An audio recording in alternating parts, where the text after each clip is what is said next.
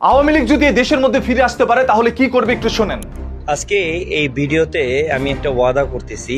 আমি মনে করি আমার মতো সবাই, আমরা যারা আওয়ামী লীগ পরিবারের আছি, আমরা সবাই এই ওয়াদাতে ওয়াদাবদ্ধ হব যে বিএনপির প্রত্যেকটা কুকুরের বাচ্চাকে, বিএনপির প্রত্যেকটা সন্তানকে এবং বিএনপির প্রত্যেকটা সদস্যকে আমরা আমাদের হাত দিয়ে তাদেরকে জব্দ করব, তাদেরকে এতগুলো করব যাতে তাদের পরিবার তাদেরকে না চিনতে পারে। আজকে অনেক দুঃখের সাথে বলতেছি যে একটা পরিবারকে তোরা ধ্বংস করে দিলি। কিশোরগঞ্জে যে যুবলীগের সাধারণ সম্পাদক বা কমিশনার, সাবেক কাউন্সিলর, ওকে যে তোরা মারলি, নৃশংসভাবে কুপিয়ে মারলি, বিশ্বাস কর ওই পরিবারটাকে তোরা ধ্বংস করে দিলি। এই আওয়ামী লীগের একজন কর্মী যে কথাগুলো বলেছে, এই কথাগুলো শোনার পর আপনার কাছে কি মনে হচ্ছে? আপনি কি চাচ্ছেন আওয়ামী লীগ দেশের মধ্যে পুনরায় ফিরে আসুক এবং রাষ্ট্রীয় ক্ষমতায় বসুক, তারা আবারও সরকার গঠন করুক? যদি কোনোদিন আওয়ামী লীগ ক্ষমতায় আসতে পারে, নিষিদ্ধ সংগঠন থেকে তারা বৈধ সংগঠনে ফিরে আসতে পারে, তাহলে দেখতে পারবেন এই দেশের মধ্যে কি চলে। তিনি যা বলেছে এইটাই আসলে বাস্তবে তারা প্রমাণ করবে, বাস্তবে ঘটাবে। আওয়ামী লীগ এতটাই ক্ষিপ্ত এবং উগ্র হয়ে আছে কারণ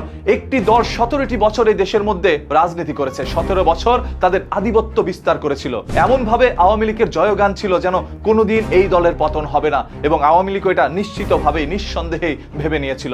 জনগণও ভেবে নিয়েছিল এই আওয়ামী লীগের পতন ঘটানো কখনোই সম্ভব নয়। কিন্তু সেই অসম্ভবকে সম্ভব করে 24শে গণ অভ্যুত্থানে আওয়ামী লীগের পতন হয়, আর তারপর থেকেই সেই দলটি এখন এইভাবেই কথাগুলো বলছে। ফেসবুকের মধ্যে তাদের উগ্রবাদী পোস্ট, উগ্রবাদী কণ্ঠস্বর শুনলেই যেন মানুষ মনে করে আওয়ামী লীগকে দেশে আর কোনোদিনও জায়গা দেওয়া যাবে না। আপনারা যারা এইভাবে কথাগুলো বলছেন, এই কথায় আপনাদের দলের কোনো লাভ না হলেও বড় ধরনের ক্ষতি হচ্ছে। মানুষ এখন ভেবেই নিয়েছে আপনারা যদি কোনোদিন রাষ্ট্রীয় ক্ষমতায় আসতে পারেন তাহলে তাদের জীবন থাকবে না, যারা জুলাই আন্দোলনের সাথে যুক্ত ছিল। আপনাদের ধারণা যে বিএনপি হয়তো বা আওয়ামী লীগের হাত থেকে বেঁচে যাবে, কিন্তু না, এই লোকটা যা বলেছে সব কিন্তু বিএনপির বিরুদ্ধেই বলেছে। তাই বিএনপি যদি আওয়ামী লীগকে রাজনীতি করার জন্য একটু সুবিধা করে দেয় তাহলে বিএনপিরই সব থেকে বড় ক্ষতি হবে। শহীদ প্রেসিডেন্ট জিয়াউর রহমানের ঘটনা বা ইতিহাস যদি আপনারা জেনে থাকেন তাহলে ওই ভুল বর্তমানে আর করেন না। আর বিএনপি যদি আওয়ামী লীগকে জায়গা করেও দেয়, এই দেশের যে ছাত্র জনতা যারা রাস্তায় নেমে গণ অভ্যুত্থান করে শেখ হাসিনার পতন ঘটিয়েছিল, এরা যতদিন জীবিত আছে ততদিন আওয়ামী লীগকে রাজনীতিতে ফিরতে দিবেন। আর আপনারা অনেকেই বলছেন শেখ হাসিনাকে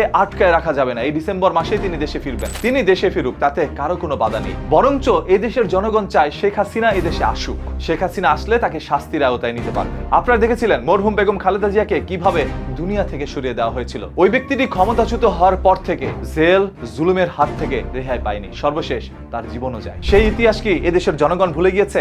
জনাব তারেক রহমান কি ভুলে গিয়েছে? ভুলে গিয়েছে বিএনপি? না, ভুলেনি।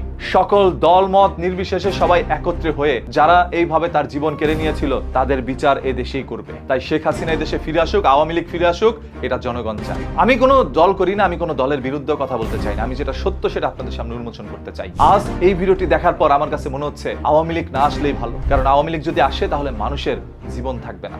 যেভাবে তারা কথাগুলো বলছে, যেই ঘটনাটিকে উল্লেখ করে তিনি এই কথাগুলো বলেছে, আসলে সেই ঘটনাটি বিএনপি, জামাত, এনসিপি কেউ ঘটায়নি। সেই সাবেক কাউন্সিলর ও যুবলীগের নেতার স্ত্রী নিজের মুখে বলেছে জমি জমা নিয়ে বিবাদ থাকার কারণে, দ্বন্দ্ব থাকার কারণে তার স্বামীর জীবন গিয়েছে। সেখানে বিএনপি, জামাত, এনসিপির হাত নেই। আর আপনি দূর দেশে থেকে হুটহাট কিছু কথা বলে দিলেন, যে কথাগুলো শুনে বরঞ্চ মানুষ আওয়ামী লীগের বিরুদ্ধে চলে যাচ্ছে। সর্বশেষ এই সম্পূর্ণ বিষয়গুলো আপনাদের কাছে কি মনে হচ্ছে? আপনারা কি চান আওয়ামী লীগ সরকার পুনরায় দেশের মধ্যে ফিরে আসুক, নাকি আওয়ামী লীগের পতন ঘটেছে আর কোনোদিন আওয়ামী লীগ না আসুক সেটাই আপনি চান? কমেন্ট করে আপনার মূল্যবান মতামতটি জানান, আর ভিডিওটি শেয়ার করে দেন, মানুষ যেন সকল তথ্যগুলো জানতে পারে। প্রতিদিনের ঘটে যাওয়া এই ধরনের ঘটনা, দুর্ঘটনা, লুকোনো সত্য জানতে পেজটাকে এখনই ফলো করে রাখেন।